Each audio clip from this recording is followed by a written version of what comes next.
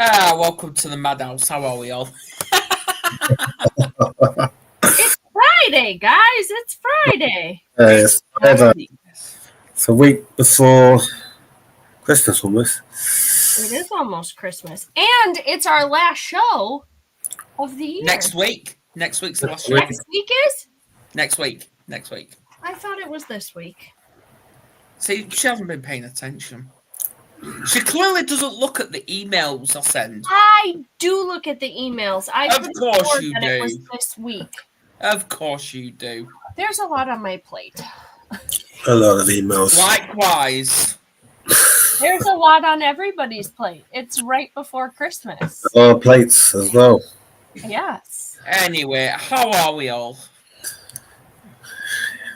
Yes. Ashley's not so sure. We're good. No, we're good. The day has been busy, but it's good. It's good. Busy's good. Busy's good. Busy's good. It's when you do nothing that's the problem. That is it. That's it. Yes. You said it. But that comes under as well when it comes to self-care, like defined as self-care. It's like when you're doing nothing, people think I'm going to say it bluntly, people think you're a lazy fucker. But not necessarily, because when you sat doing nothing, you could be reflecting. Do we have to be busy to be? Yeah. So that's Ashley, you've been wanting a part 2, so crack on.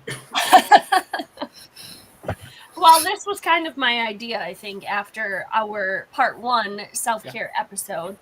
And quite honestly, that was so many months ago. I don't know what we all covered in that specific episode. But when you look at self-care and you think, what is it truly? How do we define it? And society likes to tell us that it's these fancy day spa trips, it's lavish vacations, it's all of these things that cost extensive amounts of money. And in my mind, and something that I have worked diligently to do, is really bust that myth of having to spend a lot of money for self-care to be classified as self-care. Mm-hmm. So something that I do in my community, in my coaching, is really break it down and look at, okay, what do you already do that maybe you don't consider self-care? Do you get up a half hour before the kids get up? Do you enjoy a hot cup of tea or a hot cup of coffee all by yourself? Do you read? Do you do a devotional? What are the small things that you do day in and day out that pour back into your soul, that bring you joy? That's how I define self-care. And I encourage and really revamp the view for men and women, mostly moms, of how they look at self-care. Because we have such a skewed view of what it is over here, and we don't necessarily pay attention to what it really truly means. Anything that is pouring back into you, bringing you joy, bringing you happiness, that's self-care. So looking at it in that simplistic viewpoint is really how I like to frame self-care, of what it is truly. Mm-hmm. Nick? Yes, I think self-care is really prioritizing time for yourself and putting your needs first. Whereas I think we prioritize our own needs and time for ourselves above others, and sometimes we do need to do that. And I think we often put other people's needs first, particularly I think if we are in a family, if we have a parent or we have other different roles, putting other people's needs before ourselves can be the priority. But I think self-care is about actually stopping suddenly and saying, what are my needs? What about time for myself? What do I need to do to look after my own well-being? And it can be about doing nothing, or it can be about doing something different to what you're doing. I think it's absolutely, yeah, and this is what I've come to is I understand why mums do it. So I'm going to pick on mums here without sounding sexist, but why do mums choose to put their kids' needs over their own?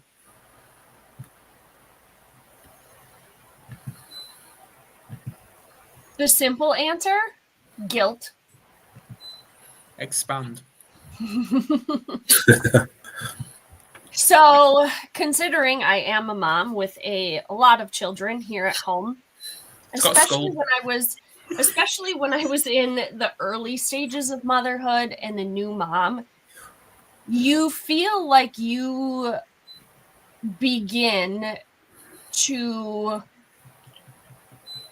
one, it's prioritizing your child's needs over your own simply because you lose yourself in it. You feel like there isn't time for you. I've got to focus on this baby or on these kids. There isn't time for self-care. I got to make sure the house is clean. I got to make sure that this is done and XYZ things. Oh, I'll get to me later. And it's what I call the mom mindset, because we have this innate thing within us that tells us, put your dreams and your needs and your wants aside and selflessly take care of everybody else. And we wear it like a badge of honor. But we also have to remember that the way that we begin to parent and the way that we treat self-care, it stems from watching those before us and all that they did. So we feel like we must carry the torch. Oh, grandma never took care of, herself. She always took care of everybody else. Well, my mom took care of everybody else, so that must be what I'm supposed to do. So unless we bust through that mindset of everybody else is more important than what I need, then we're just going to continue carrying that same torch and wearing it like a badge of honor that we're meant to carry it all and do all the things. But we're not. We weren't created to do all the things. We weren't created to do the repetitiveness of our past and those before us. So it's something that takes dedicated effort and dedicated choice. It wasn't until I landed in the hospital 6.5 years ago that the switch finally flipped. I needed that event to happen for me to take action and say, okay, self, it's time to prioritize you. It's time for you to go beyond what you're used to and what you've seen growing up from your grandma, your aunts, your mom, whoever. It's time to move beyond that now. And now I need you to begin taking care of you. Otherwise, the next time we end up here, you may not go home. Yeah. You might be 6 feet under. So it's really looking at it, and it seems very dramatic. It seems very bitter. No, I don't want to say bitter. It seems very harsh to call it what it is and to say that. But I speak very direct with moms that I work with and ladies that I work with, that if you don't begin prioritizing you, your body will force it upon you. And it can be in terms of a cancer diagnosis. It could be in terms of, say, some other dis-ease within the body. It can be a hospitalization. It could be kidney stones. It could be whatever it is, because you felt that you had to go and live in this constant state of burnout and exhaustion and not paying attention to the signs that your body said, hey, you've got a migraine today, you should really slow down.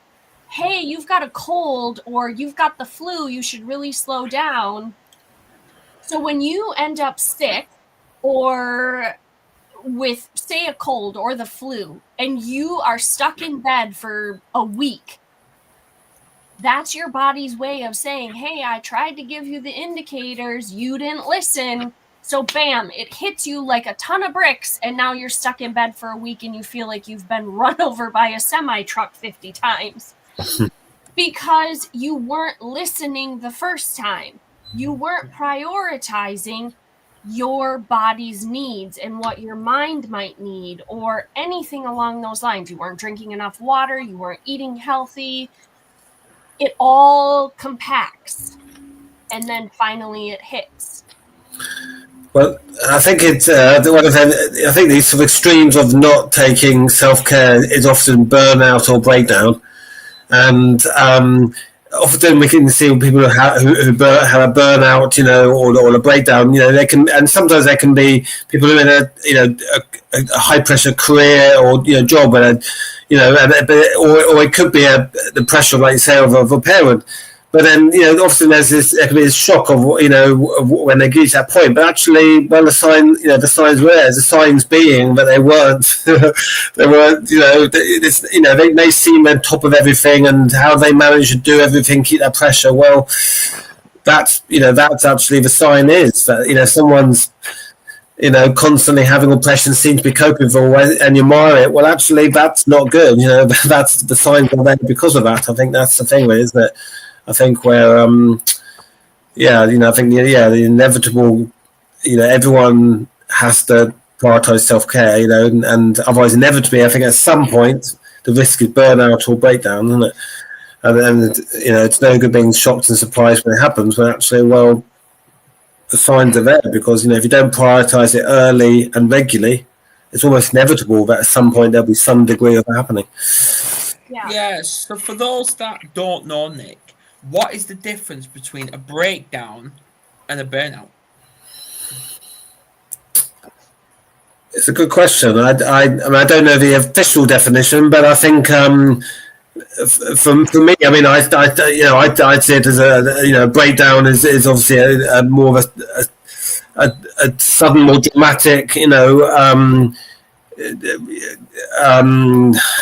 effect of things happening in someone's life where that they struggle to cope, and it and it leads to that point of a breakdown. I think a burnout to me is perhaps perhaps more of a sort of gradual build up situation, where someone burns out and things. But both ultimately is the same effect. I think perhaps I don't know the official definition, but to me, in my mind, I've seen both. With people I know, I think, that's in my mind when I've seen people who had a breakdown. It tends to be a bit of a more dramatic, sudden thing, but a burnout, you almost see it happening, but it's still, nothing. You can almost, it's almost hard to stop it in the sense. Once it, like obviously, once it starts, it's all,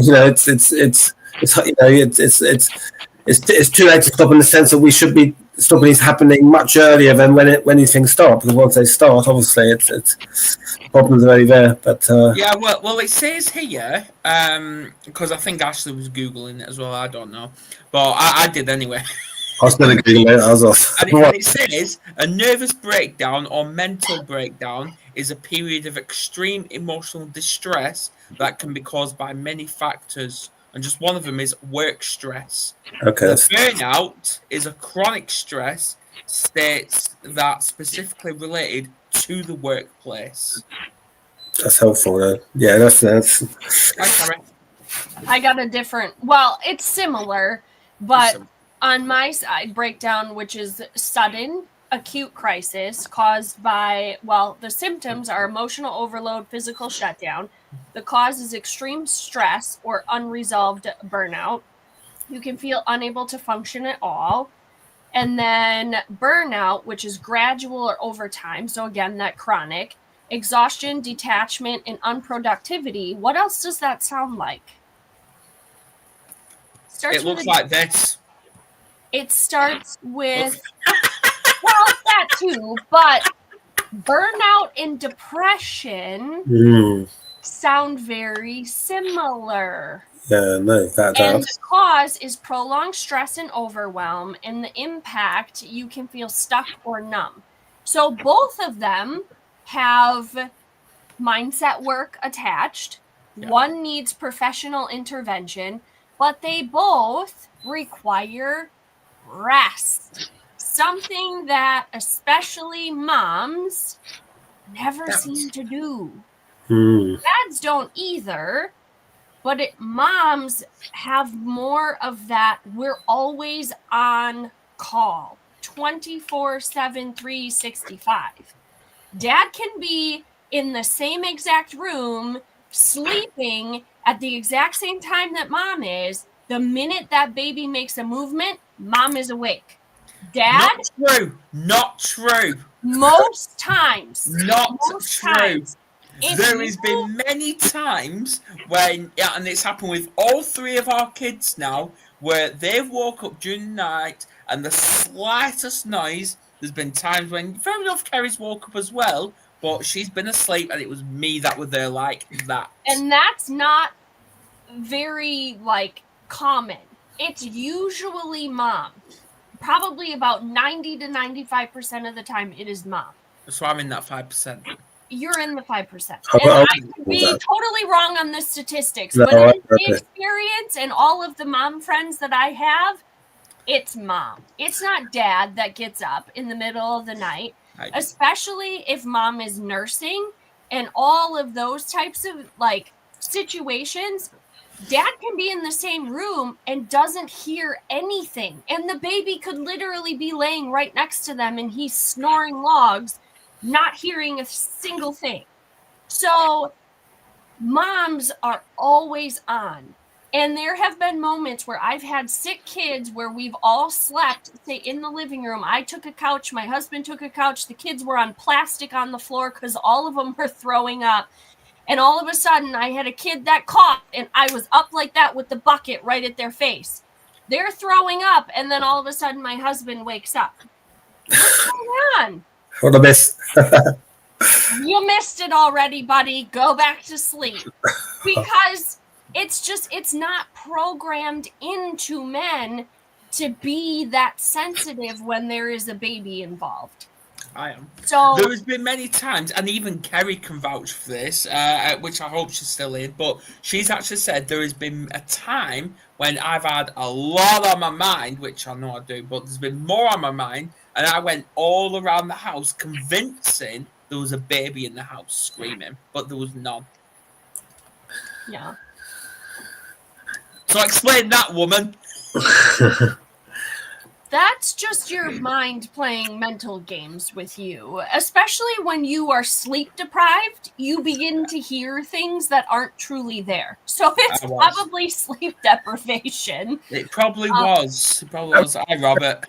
Yeah, I mean, I think, it's like, we're as human beings, I think we're quite resilient to some stress every now and then. I think what the challenge is, particularly with what Ashley talked about, as parenting or mothers, is that continual thing. And I think as human beings, stress every now and then, that's part of life, and we are built to, I think, cope that. But that continual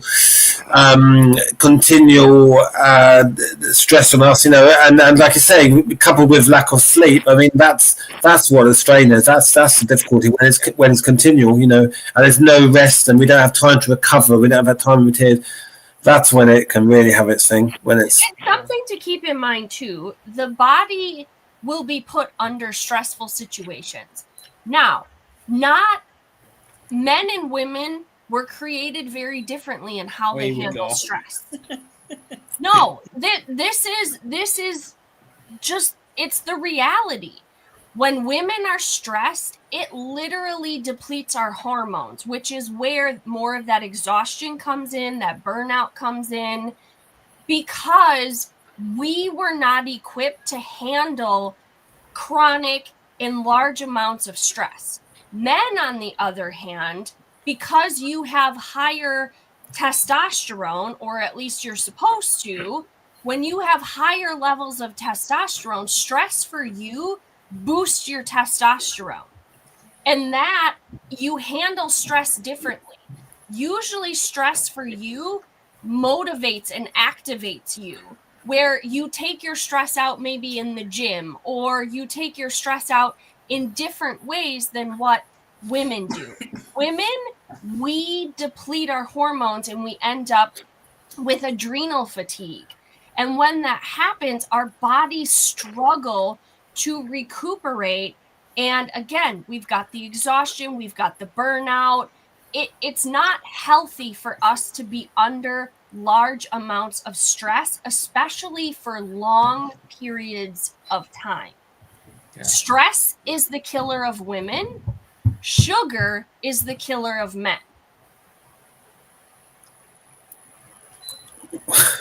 Because sugar will deplete your testosterone. And if your liver is not properly converting any sugar that you intake, it will convert your sugars into estrogens, which lowers your testosterone. So what happens when you have men running around this planet with low testosterone? I'll let you ponder that for a moment. I don't want to necessarily go into that hot political topic, but what do you think happens? You have high rates of depression within men because your testosterone is low. You have zero motivation. You have a lot of identity issues. It is just this whole... There's a lot that goes with the amount of sugar intake that men consume. And with women, if we have too high of estrogen, you can have estrogen dominant breast cancers or cancers because there's too much estrogen.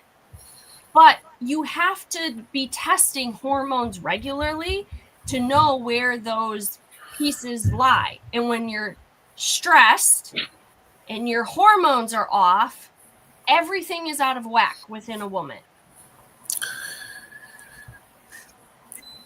Yeah, I think there's a lot of things that can affect hormone levels, and there's physical stress, and I think stress by your diet, pollution. There's lots of things that can stress the body, and definitely the knock-on effects of low hormone levels or hormones being out of balance can be massive. It can lead to mental health. Of course, it can lead to obviously chronic diseases. So I agree fundamentally with what you say about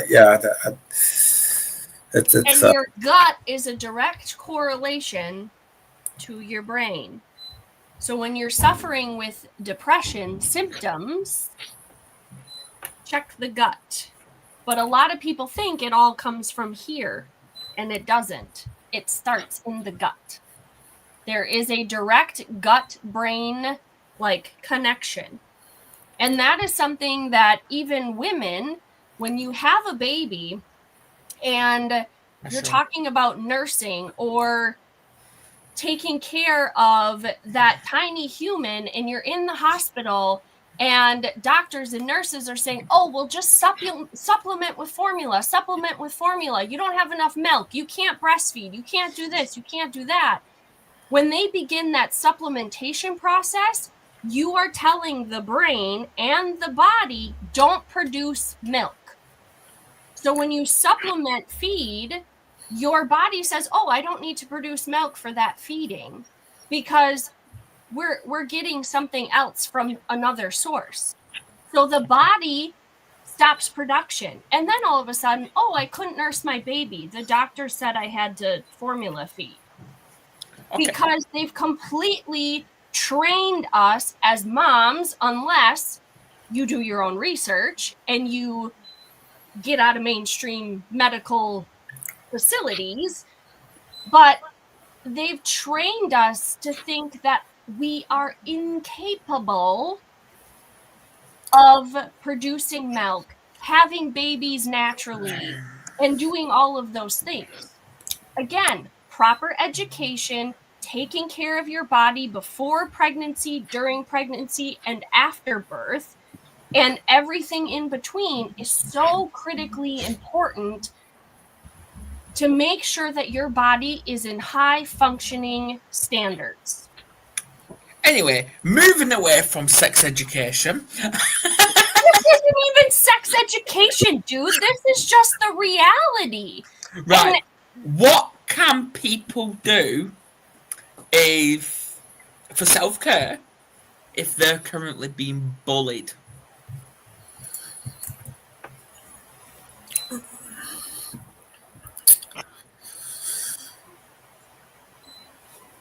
Nick, do you want to take this first? It could be from family, it could be from workplace, it could be from friends, it could be in school, wherever. What can they do? Yeah, I think bullying is a massive thing that goes on from school and work, and there's so many other cases in relationships. It's a massive problem. For adults and children. I think that the first thing is obviously for someone who's going through it is they have you've got it won't stop until you address it. So you need to talk to someone about it. You need to get support. I think but if you're being bullied, going for bullying, the mental health effects of that on your and the physical health is it's known. I've experienced myself when I was young and at work. So I think you have, for your own self-care, you have to never make light of it, never think it will just stop naturally, or never justify it, or you have to I think talk to someone, seek help, and get support for it. I think whether that's through professional help, with through speaking to friends, whether it's a support group, I think that has to be the first thing. You have to never make light of being bullied, never justify it. It's never justifiable, and if someone's being bullied, then you are being bullied. If you're feeling that you're being treated or experiencing behaviour in that way. So I think you have to. Absolutely. It starts with seeking help, speaking to someone, and finding a way to address it. Whether it's changing the situation you're in, or whether it's addressing the person who's giving that behaviour. But never. Yeah, well, I'm going to ignore Kerry's nice comment. But anyway, shut up, Ashley. Don't even say a word. I got nothing. No, to couple off of what Nick said, setting boundaries, making things non-negotiable. Like if you are in a school setting, if your child is in a school setting being bullied, whatever it is, yes, talk to the school counselors, talk to a resource officer if that's the case. And just let them know what's going on, because I think there has been such a there's definitely been a rise. There has been a rise in bullying, and I think that they're taking it more seriously. So they're not tolerating a lot of what's going on, but there's so many, especially teenagers and kids, that sit in silence, that nobody knows about it. They don't talk about it. So it's very important to talk about it. And if you are bringing it to a parent, if you're bringing it to an adult, wherever it is, that if you are to a point where you're feeling unsafe in that setting, then you create that boundary of, listen, this needs to be addressed and it needs to be taken care of now, or this is what's happening. I want the contact information and I want a meeting with the other child's parents. I want, you have to set those hard line boundaries, or you pull your kids from the school system. Plain and simple. But parents just, oh, okay, well, will deal with it, at least some parents, not all, because some parents are very just off, hands off when it comes to their kids, and some parents are very hands on when it comes to what's going on, how school is going, what studies they're, partaking in, etc. But it's very important that boundaries are put into place. If it's something within the family unit, if you can't leave that situation, okay, then you create specific boundaries around you that I'm not going to tolerate that. And if you're going to continue to cross the boundary, then I'm leaving. But those are hard conversations that a lot of times people don't want to have. If it's family that's outside your home unit, then you don't have to visit them. You don't have to associate with them. Again, it's a boundary. You don't have to make them aware of you setting the boundary either. You might be invited to something and you can say, thanks for the invite, but I'm busy. You don't have to give anything other than that response, or thanks for the invite, but nope, I can't make it. Like, whatever. They don't need an explanation, but that's you setting that boundary and you stick to it. Because if you cross into that boundary knowing that bullying is on the other side of it, then you have this immense amount of guilt and shame of, I really don't want to be here right now, but I'm going to do it because it's obligatory. No, you don't have to do it. No, you don't. And I think bullying, it means it's not a one-off thing. It's a continued behaviour that's being done. So it's not going to, I think bullying is never acceptable. But it's not something, it's like a one-off. This is a behaviour that's going on continuously, and it's not going to stop unless you address it. That's the thing. So, the worst thing you can do is not address it in some way. And I think. Yes, setting boundaries and being clear, recognizing, that this is not acceptable and should not be tolerated, and what can you do to address it? And I think it's, whether it's at children at school, whether it's within the family, or whether it's in work, it's still unsettled in any of those situations. You can never justify it or really feel that it should be allowed. So I think it's you have to face find a way of dealing with it, because I think with bullying it won't stop unless it's addressed. That's the trouble with these things like behaviour like bullying, is it continues unless it's in some way addressed, whether it's And even if it's addressed, that still doesn't mean that it's going to stop. Of course. And that's the thing, especially with kids. Like when you look at bullies in general, a lot of times you just look at the surface level of, well, that kid's a bully, they're blah, blah, blah. But are we digging deeper as to why they're bullying? What trauma have they experienced? What is their home life like? Not saying that it's an excuse, but bullies have been bullied themselves. Mm-hmm. So it's really trying to figure out as best as you possibly can, is this a kid that maybe doesn't have positive influence in their life? And they're acting out in anger, or they're acting out because that's what's displayed for them at home. So that's the difficult piece when you look at bullying. And I'm not saying that that's always the case, but when we were foster parents, there was a lot of times that some of the kids within the system, they were more of that bully type person. And it's very difficult to truly know, okay, what's triggering you for you to become a bully? What's happening here that's making this type of reaction come out? So it's definitely something that stems far deeper than what we see. We just see the that's going on. I did some work in the schools, and one perfect example. One child was doing bad, unacceptable behaviour to some other children, and doing disruptive behaviour, but himself generally, but also the way he treated others. And he was going some awful things with his mother splitting up, with a new partner, having a child with a partner, and clearly, so there was you could understand, it's still allow or justify what he was doing, but you could understand, why he was doing it, and clearly that he needed support, and there was a lot of sympathy for what he was going through.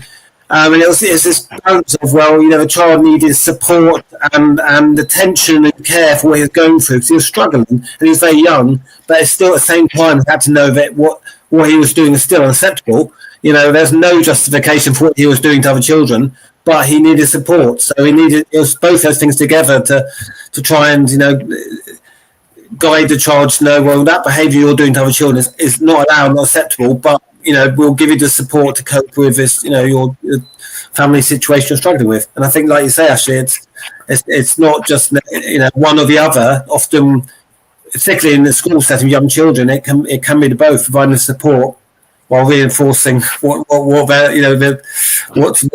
allowed or not allowed to do, what's right and wrong. So it's and I think that's what we need to cover when it comes to New Year, anyway, or whatever. More dive into this or whatever, or maybe Ashley goes into school and set her dominance, saying, "Right, listen now." My kids are all homeschooled. I don't have a desire to go into the public school setting, but thanks. Could you imagine Ashley as a teacher, though? That'd be funny. No. Yeah, giving little Johnny a lines or something like that, or detention, whatever. No. She loves the school system. I will pass. That is a hard pass for me. Thank you. Hard one. Yeah. It's easy for me. Okay, what other questions do we have regarding... I don't know. You come up with some. Were there any comments in the... Yeah, there's a few comments. Robert saying, a friend of mine offers holistic advice. Shows, just keep in mind on Saturday night chaos. Okay, fair enough.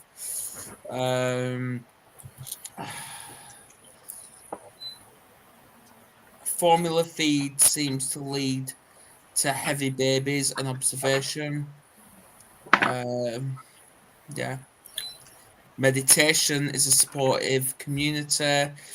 That's what they need to teach in schools these days, don't it? Is a lot of meditation. Should we? Do? I mean, Ashley, do you?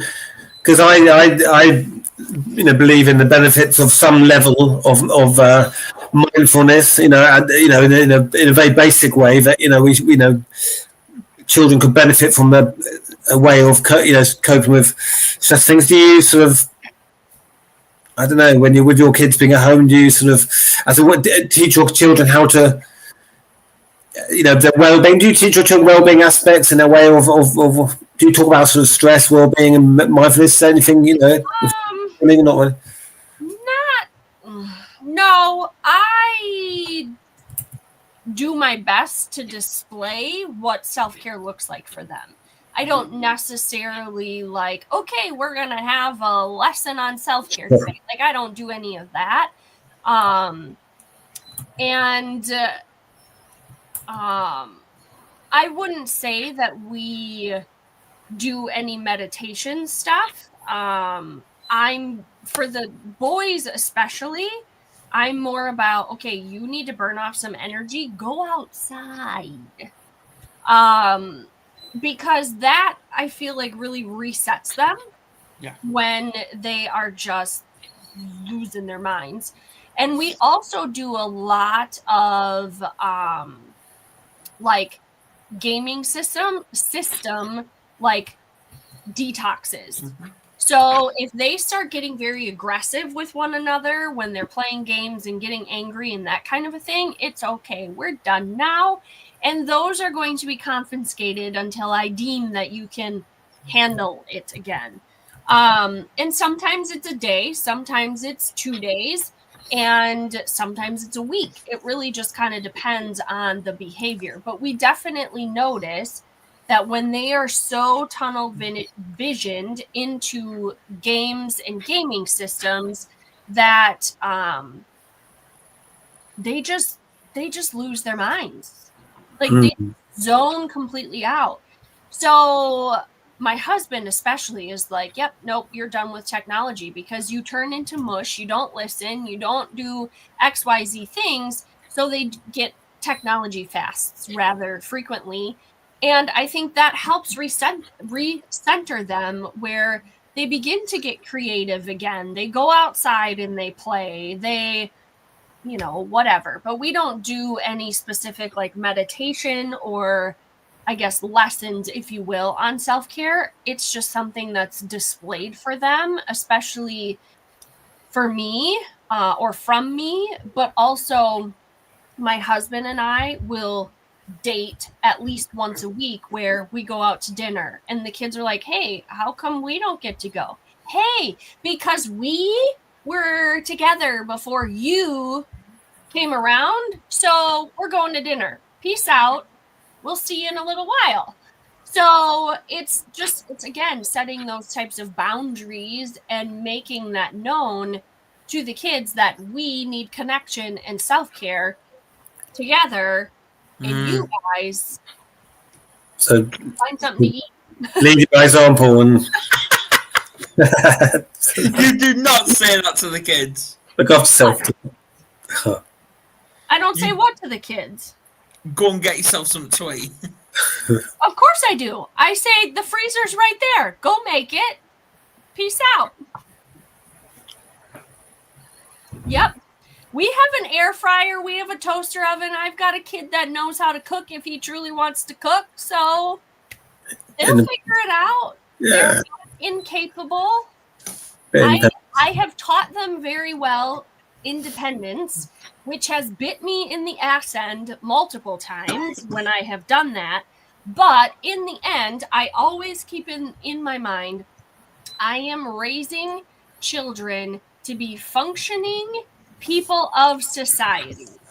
So that We means need to talk off here. they need to figure out how to cook a meal, whether it's in the air fryer and it's chicken strips or whatever. And we give them a list of, okay, the garbage needs to be done, the laundry needs to be swapped and separated and whatever, and you need to put your laundry away, and the dishes need to be done.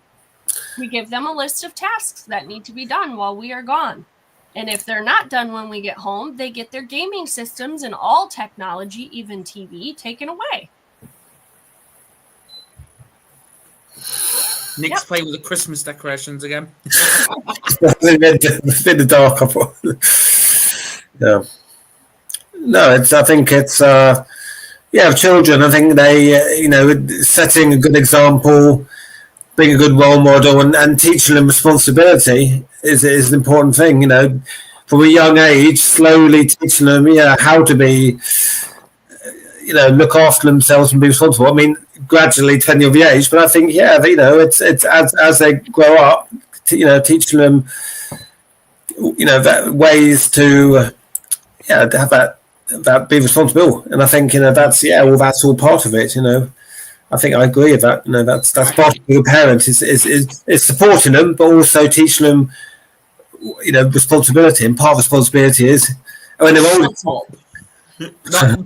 Fred. I forgot she had control as well. That's a great question, Carrie. Saw that pop up. We'll have to test that out. I cannot claim that it does work for men too. But maybe if you go away for a weekend, give them a list, and maybe by the time you get home, it'll be done. Worth trying. I mean, when I leave, I won't lie. When I leave, I literally give my kids a list of things to do, because when my husband is home with them, it's okay. Did you get this done on Mama's list? Did you do this? Did you do this? Like, he has that structured guide of what I'm requesting done if I'm out of town or wherever I'm at, that things get done. And sometimes I'll even put like, okay, I want this done in the house and I need this fixed. So I leave a honey-do list, if you will, for even my husband, but it's not anything crazy drastic. It's check the garbage, make sure the dishes are done, like all of these things that daddy will expect to be done by the time he gets home at night if I'm not home. So they have a list that they go through, and the last trip that I took, they cleaned our basement. No idea if that was... No, I'm not, Kara. No idea if that was prompted by my husband or not, but either way, like, there was things that they needed to get done, and they accomplished all of it while I was gone. So again, it's setting those expectations and setting that clear layout for kids. And I think even that too helps them to know, like, hey, we've got some skin in the game here. Like, mom is expecting this done, but dad is also expecting this done, and we need to make sure that we get it done, or there's consequences. Yeah. And in my mind, that's a way of, okay, if you want to be able to play video games, or you want to be able to do extracurricular activities, which may bring them joy in their own way, which lights them up and makes them happy, in a way, that's their self-care. But you've got to get other things done to be able to partake in that fun activity that you want to do. So, I mean, it sounds kind of backwards of you've got to do this before you get that, like that reward consequence system. But in the end, like, even for us, if we want to do certain things for self-care, say we want to take a weekend trip and we do want to invest some money in it.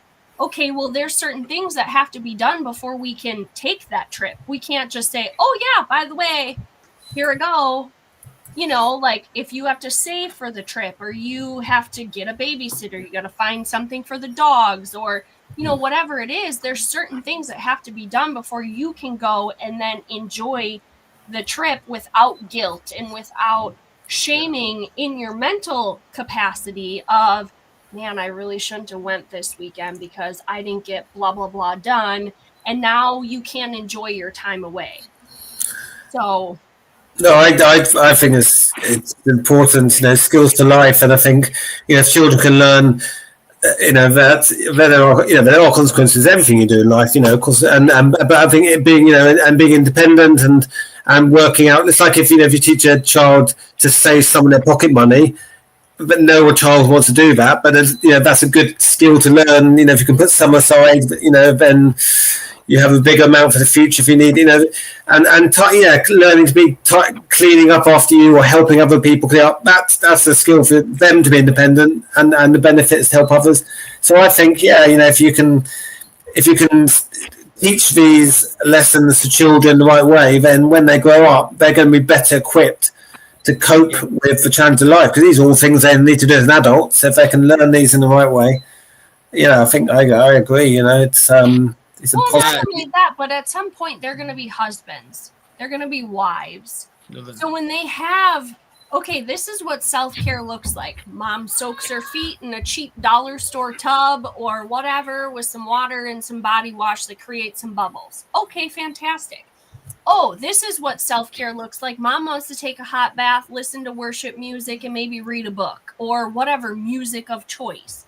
Or, wait, this is what couples are supposed to do for their self-care. They take a trip together, or they go on a date, they go out to dinner, like all of these things. So then when they have their spouse, they remember, oh yeah, like, they can say openly to their wife or their husband, hey, do you want to go on a date? Hey, should we plan this trip? I really want to connect with you on a one-on-one level without the kids, without the pressures of work and the day-to-day life. Or, hey, do you want to take a bath? Like, you look a little bit stressed out. Like, would that help you relax so you can have a restful night's sleep? Or, something along those lines. So it's showing them how the interactions are supposed to go and what that looks like. So they don't just see, oh, well, mom's taking care of everybody else and she's not taking care of herself and she's burned out, she's cranky all the time, and like, Ashley's cranky. Oh, whatever. Or the other piece that I teach is recognizing when our spouse or significant other, boyfriend, girlfriend, whatever it is, needs self-care. So it's paying attention to the cues. It's looking at their eyes and seeing how are their eyes carrying their stress. Seeing how their shoulders are. Are they up here? Are they like paying attention to the signs that those that we love, that we spend the most time with, how are they carrying the load and the pressure of day-to-day life? I can look at my husband and I can say, you're a little overwhelmed today, aren't you? I can see it in his eyes. I can see it how he's carrying himself. And that to me is an indicator. Why don't you go soak in the tub? Why don't you go take a hot shower? Do you need an ice pack? Do you need the heat pad? Like, what do you need? I don't get that. It's asking the questions. What do you need? How can I help you to reduce the stress? Do I need to set up a massage appointment for you? Do you need to go back to PT and get dry needling done? Like, what do you need? So it's paying attention to those cues. And if you're paying attention close enough, it's very easy to see. But most times we're in this constant busyness and we're on our phones and we're not paying attention to those around us and we miss it. And then we wonder why that explosion happened, or our husband is sick all of a sudden, or they're cranky, and it creates tension within the home when you don't pay attention to those signs. But you have to be on the same page with one another and say, hey, look, when you're feeling this way, what would help you? Or just having those conversations in that open line of communication. Most times we just shut down and we don't want to address it. We just say, I'm fine. I'm fine. Yeah, I think social skills are the things we learn and we know, even as adults we know we can improve them, but I think teaching these to children. And when I chat to my son Noah and on WhatsApp video, and he'll often say, how are you, Dad, you okay? And I think when he says that, I think a little moment of pride that he asks me, genuinely and ask that question, because I think a lot of kids his age would not say, how are you? Are you okay? Genuinely interested. So I always a little moment of pride that he's got that social skill to genuinely have that interest and have that question. And I think it's those social skills to ask those, as a child to ask those questions, have that awareness, self-awareness, and awareness. Yeah, that's these skills often skills we learn, don't we? We don't just magically learn these. It's by. So yeah, these are skills for life, aren't they? Yeah. Well, and our kids are paying attention more than we think that they are. I had earlier this year, I had just an absolute emotional explosion with my kids that I've never ever had. And it was not one of my finer moments, to say the least. It caused me to go lock myself in my bathroom and literally ugly cry. It was terrible. But in the end, he's now 14, he knocked on my bathroom door and I opened it, and he had made me a cup of coffee, and I apologized. That's one of the key things that our kids and even us as adults struggle to do, is say, I'm sorry. Will you forgive me? And say that we're wrong. So I apologized to him, and we gave each other a hug, and he said to me, he's like, you're not a bad mom. He's like, you're a great mom. And he goes, we all make mistakes. And it caused me to ugly cry even more, of course. Very mature thing to say. It's very mature. But at the end of the day, he knew that it really wasn't anything to do with what was going on. It was just a moment. And he knew that I needed to hear what he had said And so they're listening more than we think that they are, and they are paying attention more than we think that they are. So what are you displaying for those around you? Are you displaying the let's go, go, go, burn the candle at both ends. This is the way life is. This is what we're supposed to do. I wear it like a badge of honor. I'm juggling the plates. How soon before I drop all of them and they all shatter? Like, is that what you're displaying for your children, for your spouses, for whoever is around you? Or are you retreating? Are you resting? Are you getting into journaling? Are you seeking professional help if you need to? Are you setting those appointments? Like I said in the beginning, self-care can literally be, I got to make that appointment with my therapist. I need to make the appointment with my doctor. I need to make the appointment to do XYZ. Those aren't lavish self-care things, but those are things that you keep pushing off and pushing off and pushing off, just hoping, oh, I'll get to it. Oh, I'll get to it. Yeah. And then all of a sudden you have that appointment with your doctor and they tell you, well, I hate to tell you, but you got cancer. Shit. Maybe I should have made that appointment 6 months ago and we could have caught it that much earlier. But I kept pushing it off because I didn't want to deal with it. Mm-hmm. So those are things that we have to look at self-care as, okay, I made my appointment. I've got it scheduled for this day, and keep the appointment. Unless something emergency-wise comes up, keep the appointment. Don't reschedule it. Don't cancel it. Go to the appointment, because there's something in the back of your mind that's saying, I really need to make that appointment. I really need to go and get whatever done. Your body must be sorry.